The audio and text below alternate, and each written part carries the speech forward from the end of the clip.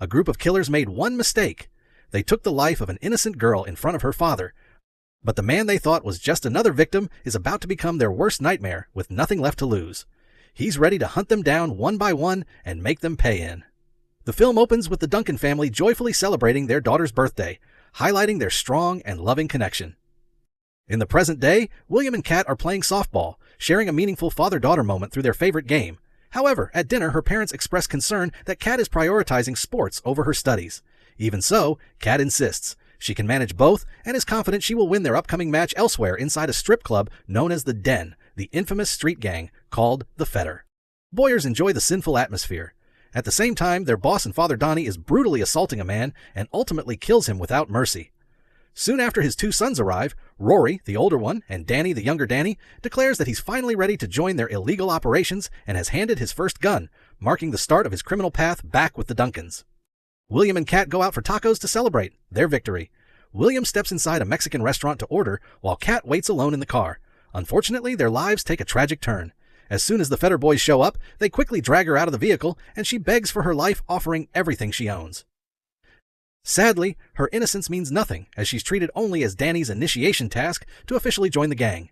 Danny shows no hesitation and immediately proves his willingness to go through with it without any remorse kills Kat. And by the time William hears the gunshots, it is already too late. William rushes outside and attacks Danny. Danny knocks him unconscious, but is still apprehended by the police. Soon after, William and Jen receive the devastating news of their daughter's death and struggle deeply with their grief. Additionally, the outcome of justice is disappointing, as Danny is only set to receive 5 to 7 years in prison, which feels extremely fair to the family. He does not even plead guilty to Kat's murder, as the defense claims William suffered a concussion during the fight, making his testimony invalid. William feels angered and shocked at how flawed the situation is. Even so, he reluctantly agrees to the plea deal for the sake of the case. During the trial, William changes his decision to press charges. After deciding to take justice into his own hands, he allows Danny to be released and secretly follows the gang to Danny's home sitting in his car. William waits until nightfall to carry out his plan. A short time later, Danny steps outside and William gives in to his darker instincts. Without hesitation, he drives his car straight into Danny, then filled with rage. William uses a bat to finish him off before leaving the scene. After returning home, he quickly cleans his car and disposes of all evidence connected to the crime. Afterward, he has a brief conversation with his wife, who is watching an old family video. He feels stunned and emotionally overwhelmed, realizing he has done something irreversible that can never be undone elsewhere. The Fetter boys return to their club. Rory hands Donnie the money they have collected from the streets, but Donnie remains displeased with the amount. He warns Rory that he will not be so forgiving the next time he falls short again. Shortly after he receives the devastating news about his brother's death, they rush to the crime scene, and the reality hits him as his world collapses. Upon seeing Danny inside a body bag, his trusted companion and beloved brother is gone. The following day, Detective Chen visits William as a possible suspect. Although William appears tense, he firmly denies any involvement. Jen then backs him up, stating that he was home the previous night. However, once the police leave, Jen questions him. They argue, and William feels in. Assaulted by her suspicion, frustrated, and hurt. Both of them struggle to understand each other as they continue grieving their loss. At the club, Rory becomes determined to find and kill Danny's murderer. He orders his men to track down the person responsible, who they identify as William. Based on Luna's description, the next day, Rory and Henley spot William working on his lap. Outside a cafe, they take the chance to ambush him from behind by quickly closing in on him. Fortunately, William reacts in time and fights back. He attempts to escape, but ends up caught struggling to hold on for his life. However, using his skills and experience, he kills Henley and manages to escape again. He flags down a passing police car to report them, but Rory slips away smoothly despite his criminal history. After arriving home, William feels safe and quickly secures the house. Chen suggests contacting Chen for protection at the crime scene. The police discovered that the victim is another member of the Fetter boys, making it a serial case. Chen receives a call from William and meets him at the Duncan residence. There, Chen confirms his suspicion about William's involvement. He makes it clear that William has started a war with Rory by taking revenge on Danny. He also reveals William's Marine background, recognizing that he can defend himself. Even so, he agrees to William's request to protect his wife by placing a squad car out side their home. After that, a car smuggler named Dante arrives at Roche's illegal auto shop and begins selling smuggled car parts on the black market. He offers them a car in exchange for cash, but instead receives a bag filled with high-grade guns that he can sell for a large profit. That night, William admits to Jen that he killed Danny and revenge for their daughter. Suddenly, the squad car leaves after a bottle is thrown at them, allowing Rory and Donnie to enter the house. Their brief introduction and small talk quickly turned into violence. leading to Jen's death and William being shot to the ground, lying in a pool of blood. William still manages to call 911, as the feds leave the next moment. He finds himself in the hospital now without his wife, emotionally shattered and physically weak. He attempts to escape, expressing that he no longer wants to live. Even so, the medical staff continues doing everything possible to save him.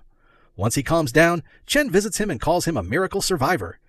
He tells William they will announce his death if he agrees to focus on recovery. He also urges him to return to a normal life, showing sympathy for his loss. After several days of therapy, William finally regains his ability to walk and immediately puts his escape plan into action.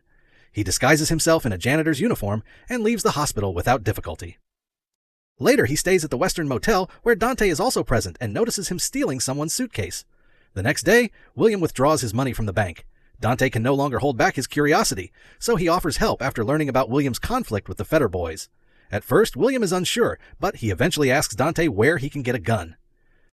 Dante then proudly reveals his collection of firearms in his office. He shares a past encounter with the Fetter boys, where he was shot in the shoulder and lost his cousin. He also makes it clear that he wants to help because they share the same hatred toward them.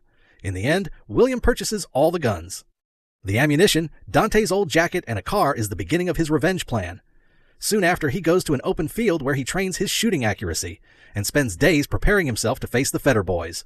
When the time finally comes to carry out his plan, he visits his family's grave and pays his respects. The pain of a husband and father cannot be healed and can only end through revenge. That night, he prepares to target Zach Rory's right-hand man. He sneaks into Zach's house and finds him heavily distracted while playing a video game.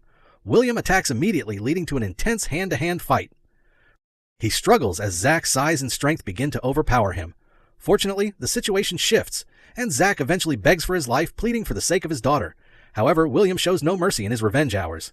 Later, the police discover Zach's lifeless body, prompting Chen to visit Donnie's office and warn them. He reveals that their conflict with William is not over, as he's still alive despite what the public believes and is clearly behind the killings of Rory's men. He then explains that he's there in good faith to end the war and advises Rory to disappear for a while. After their tense discussion, the feds ignore his warning and continue doing what they do best. Hunting. William once again. Outside, William sees Chen leaving the den and immediately becomes suspicious of him. He feels betrayed, believing that even the authorities he trusted are ignoring their crimes, which deepens his anger. He then sneaks up behind Chen with his gun, and they enter the house together there. William accuses him of being a traitor and criticizes him for failing to protect the community. Chen explains that the Fetters have protection within the system. Still, Chen stands firmly against William's killing spree. The situation feels deeply ironic, since they cannot even hold the Furs accountable. William then warns Chen that everything will soon come to an end, but if Chen interferes, he will kill him as well. The following day, Donnie orders Rory to finally eliminate William, and they immediately set out unaware of them. William had already anticipated their next move and waited inside his car, parked outside the club. He pretends to be drunk and silently takes down the bouncer. He heads straight to Donnie's office, catching him off guard. Donnie already understands what is about to happen, so he tells him to just finish it. William starts talking about the intense feeling he experienced, the first time he killed someone, Danny. But at this moment, he feels nothing at the thought of killing Donnie. He asks if Donnie felt the same emptiness when he killed Jen. In an instant, he ends the life of the infamous Donnie Federer. William then grabs Donnie's phone and calls Rory without any emotion. He informs him of his father's death, yet Rory shows no reaction. He does not even flinch. The Federer boys quickly rush back to the club and chaos erupts as they begin hunting a man believed to be dead, no longer William, but a monster like them. Inside the office, they see Donnie's lifeless body. However, Rory shows no emotion and appears disconnected from his father. Even so, they are not there for him. But for William, suddenly William's voice comes through the speaker, telling them he's still inside the club, and the hunt begins. At first, he sings them a lullaby, but the situation quickly turns violent as a gunfight breaks out. He captures one of Rory's men and threatens to kill him, but Rory shoots his own man. Instead, William manages to escape, though he suffers a shoulder injury. He drags himself up the stairs while Dante watches him struggle. At the same time, Luna reports William's location at the motel. Soon after Rory arrives with some of his men, they ask the front desk for William's room, but get no answer. So Rory kills him without hesitation. William continues fighting alongside Dante, attempting to shoot. Them first, however, they are clearly outnumbered, forcing them to leave the motel while exchanging gunfire. As night comes, the shootout continues. Dante struggles to shake them off along the tracks, so he calls his friend Roach, who agrees to help and lets them into the garage just in time. They turn into the garage where Roach's crew fires at Rory's vehicle, forcing them back. However, Rory wastes no time and drives straight through the garage. Even so, Rory comes out nearly unharmed while Dante and William are injured. Rory angrily expresses how unfair Danny's death was, saying he loved him and that he did not belong in that kind of life. As Rory is focused on his brother, William takes the chance to grab a screwdriver and stab him in the neck. With that, Rory dies quickly, leaving a final expression that William will never forget. Shortly after, sirens are heard and Dante escapes as the police surround the area. The police see the brutal scene, but consider it a victory. Since the Fetter boys are finally gone, the movie ends with Chen approaching William, who surrenders himself to be arrested. However, he soon takes his last breath after successfully taking down the notorious gang in his community at the cost of his own life. Thanks for watching. If you enjoyed this video, don't forget to like and subscribe. See you in the next video.